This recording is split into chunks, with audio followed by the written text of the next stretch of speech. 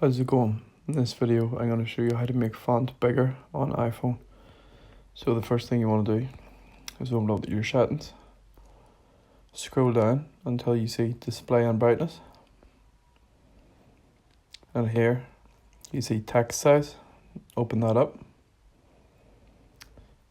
And then you have the opportunity to make the font bigger.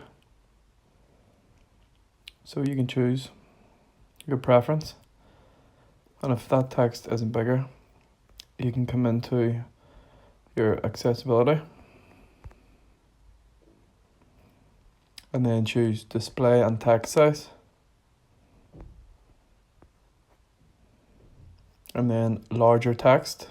Open that up, and here you can make it a lot bigger. So that's two different ways that you can make font bigger on iPhone. Thank you for watching.